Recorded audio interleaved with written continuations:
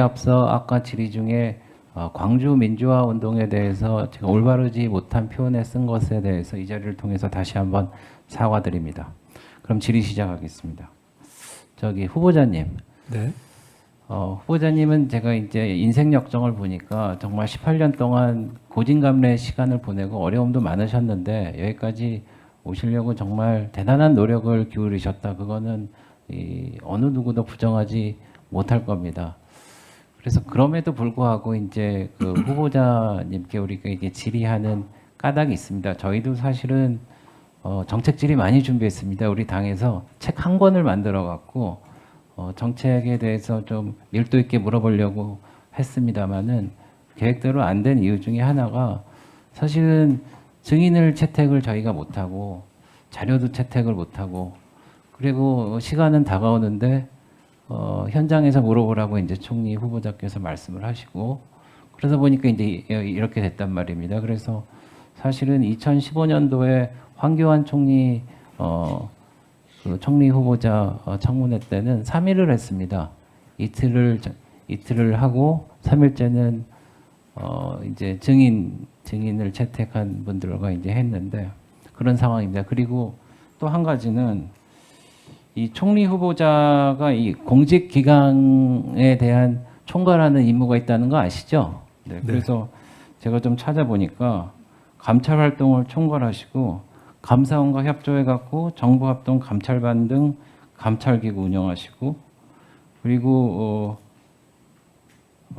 공직자윤리법 및 부패방지법에 따른 제도 개선도 하시고 청렴 교육도 하시고 그리고 고위공직자 재산 등록 등 공직윤리 제도 관리 감독도 하세요.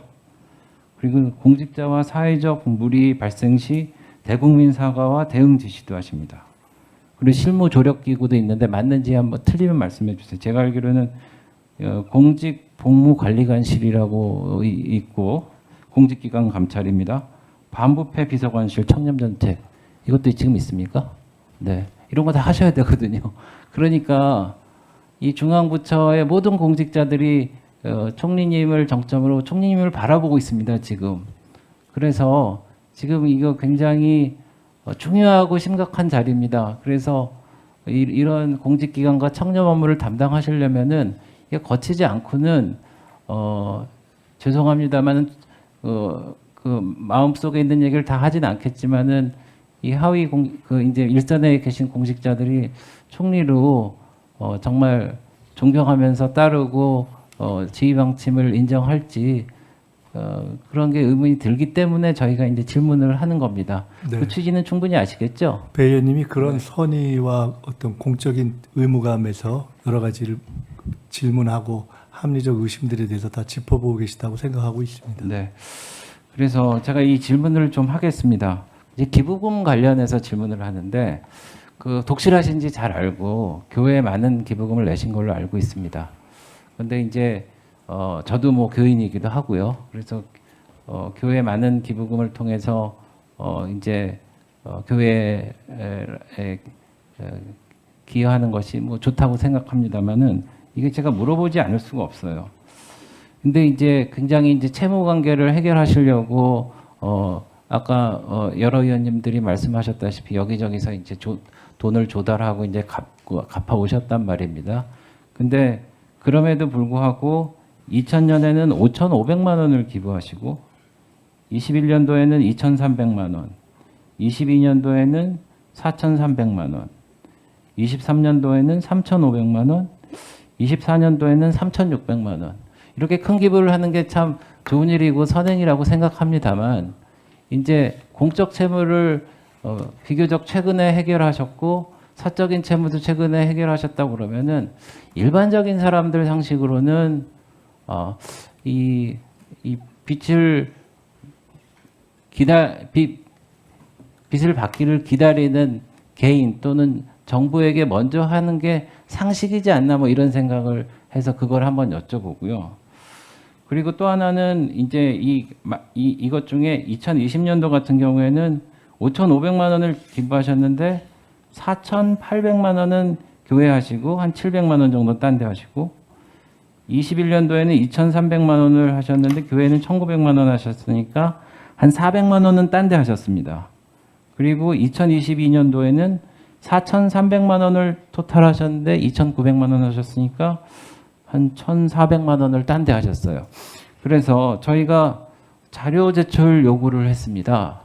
자료 제출을 요구를 해서 어디에 무슨 이유로 얼마씩 기부를 했느냐 이렇게 저희가 요청을 했는데 그게 안 왔어요. 근데 이제 이런 문제가 있습니다. 공직선거법을 아시겠지만은 기부 행위가 있습니다. 그래서 만약에 교회와 교회 아닌 거를 제가 나눠서 설명해 드릴게요.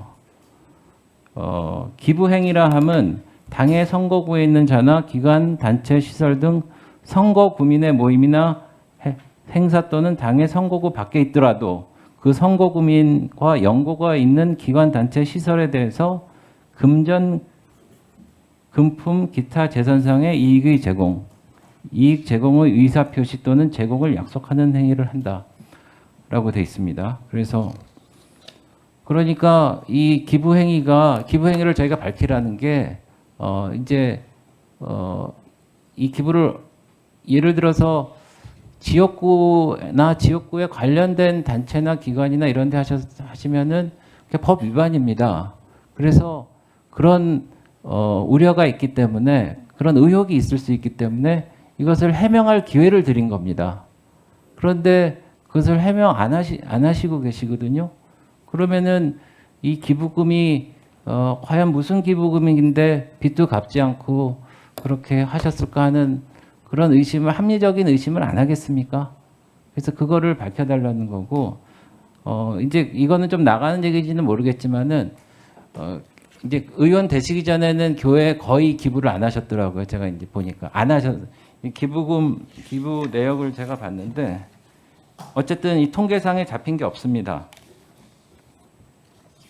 이 기부금 영수증을 보니까 종교단체 기부금으로 되어 있는데, 이제 저희가 통계를 보니까 제가 말씀드린 기부 내역이 전부 의원이 되신 다음에 하셨거든요. 그래서 저는 뭐 그거는 그럴 수 있다고 생각합니다. 그러니까 의원이 되기는 전에는 좀 힘들었고 그랬으니까 의원이 되시고 나서 이제 소득이 생겼으니까 이제 하실 수 있다라고 생각하는데 중앙선관위의 해석은 또 어떻게 다르냐면요.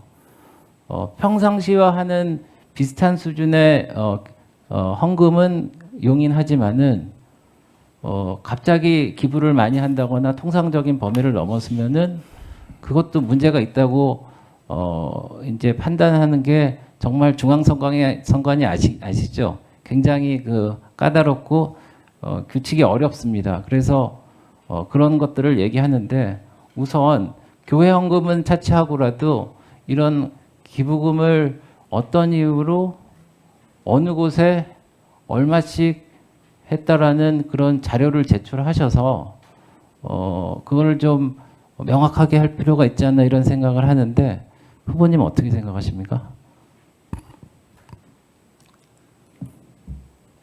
죄송하지만 조금 전에 쭉 주신 말씀에 대해서 전체적으로 저는 그가 답변해야 되는가에 대해서 잘 답변을 하려는 생각이 들지 않습니다. 왜냐하면 선거와 관련 있는 기부가 있었다면 그것은 선관위에서 이미 문제가 됐을 것입니다. 그리고 지금 그런 선거법과 관련한 문제 제기를 하는 곳이 아니기 때문에 그런 것이 있다면 선관위를 통해서 문제 제기가 되면 될 것 같습니다.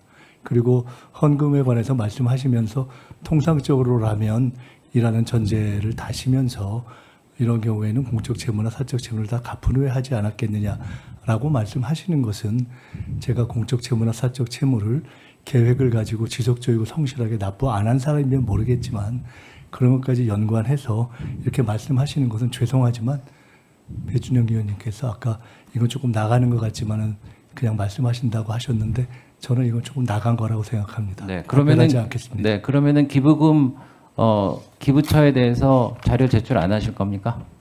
안 하실 겁니까? 기부금은 물론 헌금 등에 대해서도 아니 헌금은 나와 있어요. 네, 이미 언급 네. 제가 안 하겠다고 말씀드렸기 때문에 네, 알았어요.